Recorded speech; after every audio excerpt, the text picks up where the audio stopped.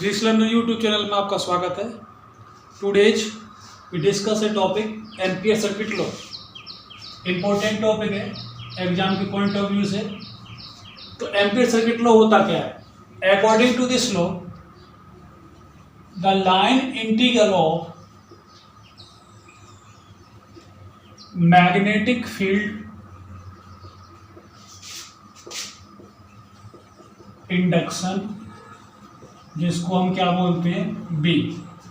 The line integral, हमारे पास integral होते हैं line integral, surface integral, volume integral. तो हमें यहाँ पे लाइन इंटीग्रल लेना है। The line integral of magnetic field induction B around a closed path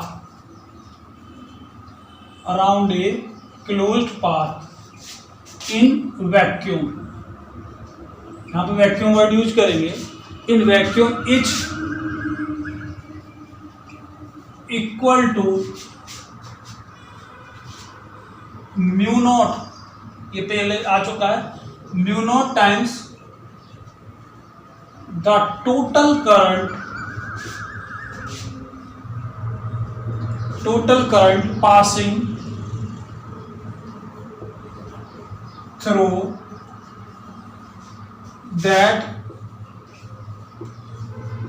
closed path या क्लोज्ड कर्व। तो एम्पियर सर्किट लॉ क्या कहता है? जो लाइन इंटीग्रल है, तो लाइन इंटीग्रल का हमने ये इंटीग्रल बना दिया, और इसका क्या, लाइन इंटीग्रल। अगर सरफेस होता तो सरफेस के लिए हम क्या करते हैं, यहाँ पर एस लेते। और मैग्नेटिक फील्ड इंडक्शन, तो मैग्नेटिक फील्ड इंडक्शन ये हो जाएगा N2dl, किसके लिए, अराउंड ए क्लोज्ड पाथ। हमें ध्यान रखना है, अगर क्लोज्ड पाथ वर्ड हमारा यूज होता है, क्लोज्ड पाथ, तो क्लोज्ड पाथ के लिए हमेशा यहाँ पर क्लोज इंटीग्रेशन का या सर्कल का निशान लगाते हैं। B dot D L is equal to mu naught total current into में टोटल करंट। तो इसको क्या लिख सकते हैं हम, और B dot D L is equal to mu naught I. तो ये टर्म क्या हो जाएगा, B dot D L is equal to mu naught I. ये हमारा इसका फॉर्मूला हो जाएगा। ये ध्यान रखना, ये हमेशा हमारे पास टोटल करंट होगा। कभी भी इसको हम करंट से सॉल्व नहीं करेंगे। अगर हमारे पास नंबर ऑफ टर्न्स दे देते हैं, इस तरह से दे रखा है कोई सर, और इसमें से नंबर ऑफ टर्न्स दे देते हैं, तो ये आई ना होके यहाँ पे क्या हो जाएगा, म्यू नॉट एन आई। तो ये टर्म हमें ध्यान रखनी है। जो टोटल पाथ होगा वो क्लोज लेना होगा, और दूसरा इसमें जो भी करंट होगा वो हमारा क्या होगा, वो टोटल लिया जाएगा, जैसे एन आई करके। ये हमें ध्यान रखना है इसमें। नेक्स्ट का प्रूफ है एम्पियर सर्किट लॉ का। तो इसमें क्या है, सबसे पहले हम एक वायर लेंगे, उस वायर से करंट पास होगा। माना कि कोई वायर है एक्स वाई, और इसमें इस डायरेक्शन से करंट पास हो रहा है। तो पीछे मैंने जो टॉपिक कराया था उसमें हमने बताया था, अगर किसी वायर से करंट पास होता है तो कौन सा रूल लगाते हैं, राइट हैंड थंब रूल। अगर हमने राइट हैंड थंब रूल लगाया तो जो थंब होगा वो हमारा किसको रिप्रेजेंट करता है, करंट के डायरेक्शन को। और यहाँ पर हमें मैग्नेटिक फील्ड निकालना है, मैग्नेटिक फील्ड लाइंस निकालनी। तो क्या करते हैं हम, जिस डायरेक्शन में करंट है वायर से, उसमें हम थंब को ले लेते हैं। जो उंगलियां होती है हमारी, उंगलियों का जो कर्वेचर है, कल्स है, वो क्या रिप्रेजेंट करता है, वो रिप्रेजेंट करता है हमारा मैग्नेटिक फील्ड लाइंस या मैग्नेटिक फील्ड लाइंस की डायरेक्शन को। पीछे हमने ये देखा था, अगर किसी वायर से जो करंट पास होता है, उस वायर से करंट पास होने की वजह से जो यहाँ पर मैग्नेटिक फील्ड लाइंस बनती है, वो कैसे बन के आते हैं, वो हमारे कॉन्सेंट्रिक सर्कल्स बन के आते हैं। तो वही कंसेप्ट हमें याद रखना है। यहाँ पर सेम कंडीशन है, कोई वायर है, उसमें से करंट पास हो रहा है ऊपर की तरफ, तो इसको इस तरह, तो ये जो कर्वेचर होगा, जो कल्स होंगे हमारे, तो वो इस तरह से दिखाया जाएगा, इस तरह से। बड़ा हो गया सर्कल, इस तरह से।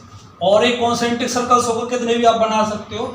और इसका सेंटर कहाँ पे होगा, सेंटर कहीं इस वायर पे होगा। उसके बाद हमने यहाँ पर कोई पॉइंट मान लेना है जिस पर हमें मैग्नेटिक फील्ड बी की वैल्यू फाइंड आउट करनी है।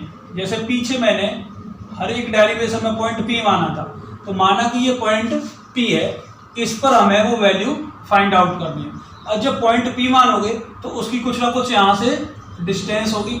हमने माना ये डिस्टेंस आर है और ये पॉइंट हमारा पी हो गया। ऐसे और सर्कल ड्रॉ कर सकते हो, मैं दो से ही करा रहा हूँ इसको, इस तरह और भी कर सकते हो। तो यहाँ पर हमने पॉइंट पी पर एक स्मॉल एलिमेंट कट किया, यहाँ पर इस तरह से।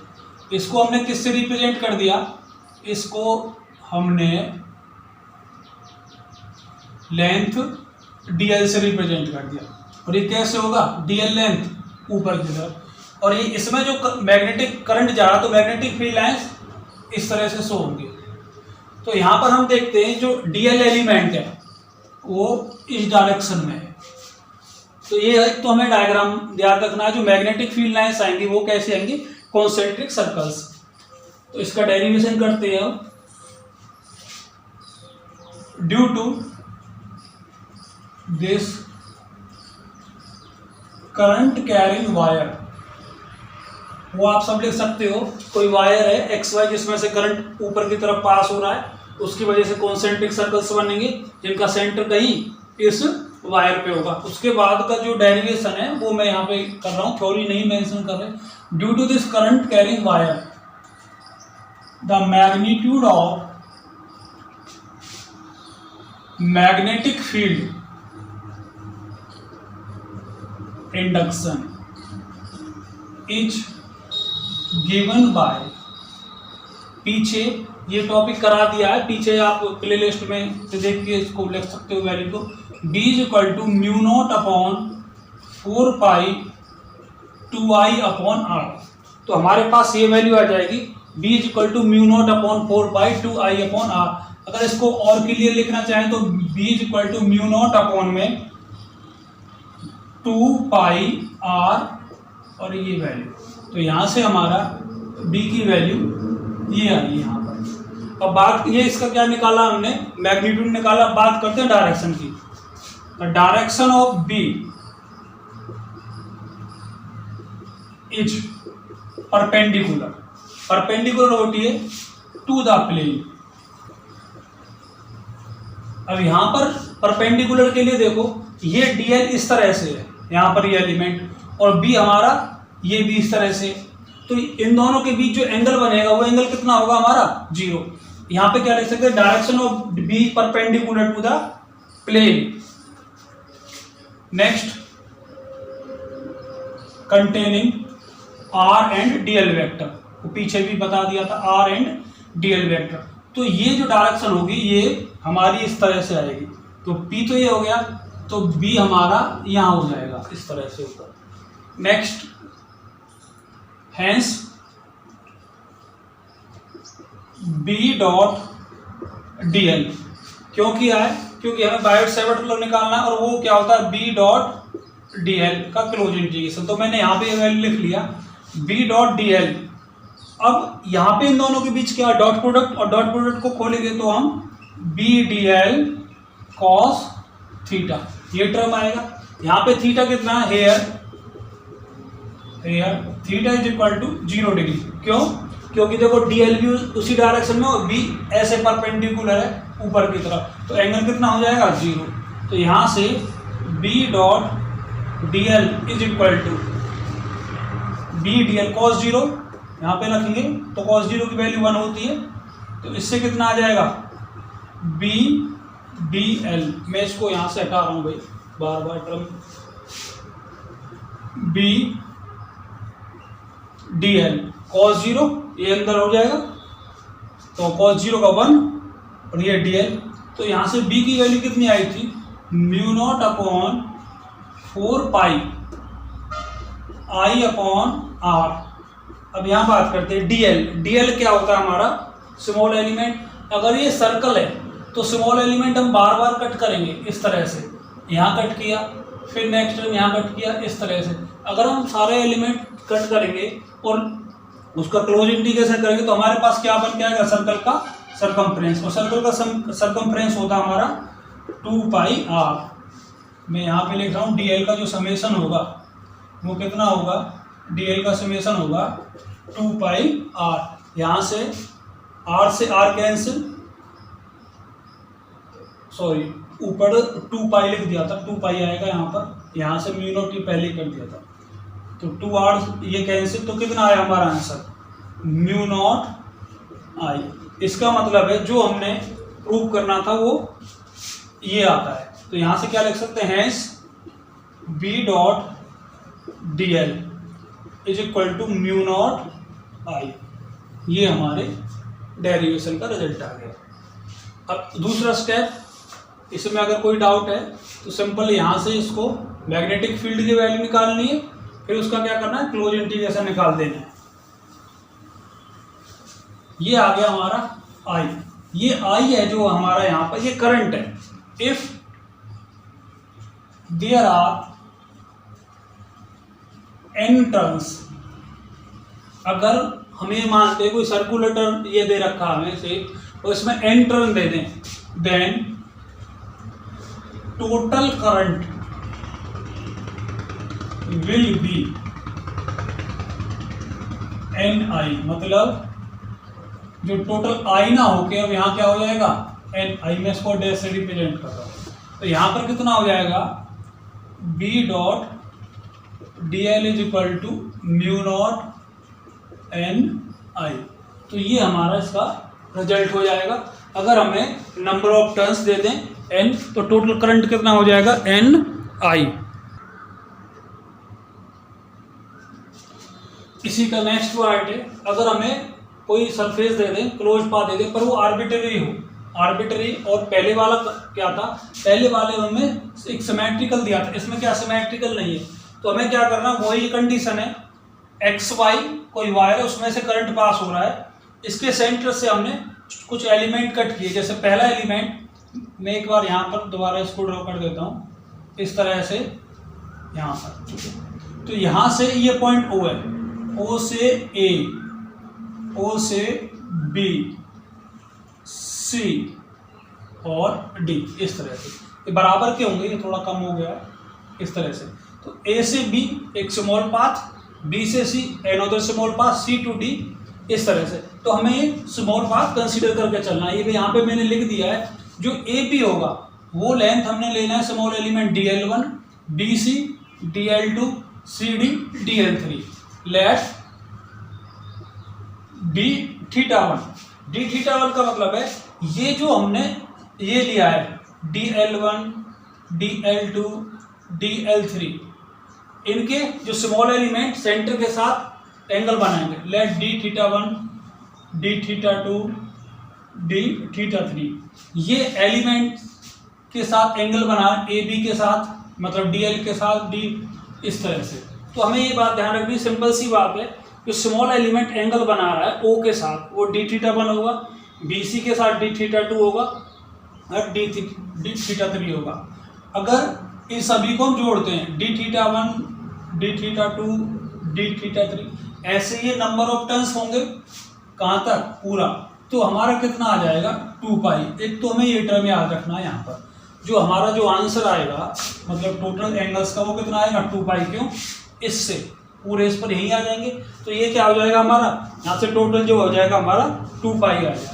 अब हमने कंसेप्ट पढ़ा है लेट, या लेट क्या, सीधा ही है, हेयर d थीटा 1, थीटा क्या होता है हमारे पास, theta angle arc upon radius. अब यहाँ पे आर्क का काम कौन कर रहा है, d थीटा 1 की टर्म में DL1, तो इसकी रेडियस क्या होगी, R1, तो ये R1 हो जाएगा। सिमिलरली d थीटा 2, तो R कितना होगा, DL2 upon R2, d theta 3 DL3 upon R3। ये टर्म्स है, सिंपल है। थीटा हमारा क्या होता है, आर्क अपॉन रेडियस, तो आर्क का मतलब होता है ये चाप, ये AB की लेंथ कितना है, DL अपॉन में इसका रेडियस। तो हमें ये यहाँ से टर्म ध्यान रखनी है। यहाँ से लेट स्मॉल एलिमेंट जो AB है उसके लिए मैग्नेटिक फील्ड B1 होगा, BC के लिए जो मैग्नेटिक फील्ड रिप्रेजेंट करेंगे वो B2 होगा, और CD के लिए जो रिप्रेजेंट करेंगे वो हमारा B3 होगा। तो ये वैल्यू हमें याद रखनी है।